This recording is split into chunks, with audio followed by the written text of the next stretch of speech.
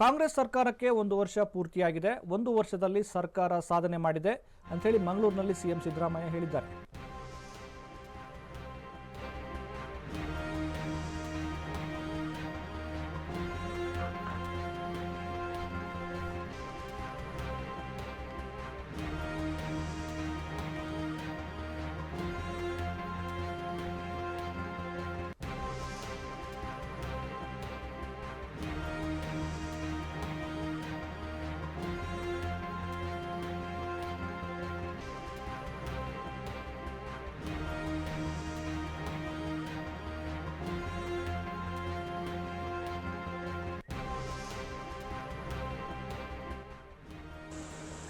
ಕಾಂಗ್ರೆಸ್ ಸರ್ಕಾರಕ್ಕೆ ಒಂದು ವರ್ಷ ಪೂರ್ತಿಯಾಗಿದೆ.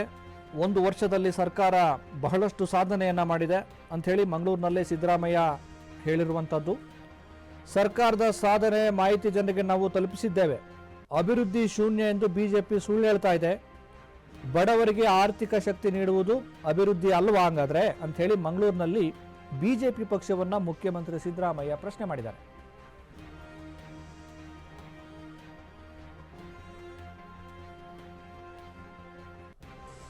ನಾವು ಬಜೆಟ್ ನೋಡಿದ್ದೀವಿ. 24-25 ಬಜೆಟ್ 1,20,000 ಕೋಟಿ ಇನ್ಕ್ಲೂಡಿಂಗ್ ಗ್ಯಾರಂಟೀಸ್.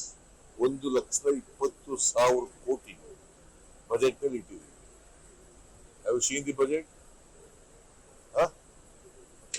ಅವ್ರೇನು ಸುಳ್ಳು ಹೇಳ್ತಾರೆ. ಅವ್ರಿಗೂ ಬಜೆಟ್ ಓದೋದಿಲ್ಲ, ಅವ್ರಿಗೆ ಎಕನಾಮಿಕ್ಸ್ ಗೊತ್ತಾಗಲ್ಲ. ಏನೇನೋ ಬಾಯಿಗೆ ಶೂನ್ಯ, ಅಭಿವೃದ್ಧಿ ಶೂನ್ಯ. ನೀನು ಆರ್ಥಿಕವಾಗಿ ಸಬಲತೆ ಕೊಡೋದು ಬಡವರಿಗೆ ಅಭಿವೃದ್ಧಿ ಅಲ್ವಾ? ಅಂಬೇಡ್ಕರ್ ಏನ್ ಹೇಳಿದ್ರು? ಈ ದೇಶಕ್ಕೆ ಬರೀ ರಾಜಕೀಯ ಸ್ವಾತಂತ್ರ್ಯ ಬಂದ್ರೆ ಸಾಲದಪ್ಪ, ಆರ್ಥಿಕವಾಗಿ ಸಾಮಾಜಿಕ ಶಕ್ತಿ ಬಂದಾಗ ಮಾತ್ರ ರಾಜಕೀಯ ಸ್ವಾತಂತ್ರ್ಯಕ್ಕೆ ಅರ್ಥ ಬರ್ತದೆ ಅಂತ ಹೇಳಿದ್ರು. ಯಾರು ಹೇಳಿದ್ದು ಇದನ್ನ? ಡಾಕ್ಟರ್ ಅಂಬೇಡ್ಕರ್. ಗೊತ್ತಾಯ್ತು ಅವ್ರಿಗೆ.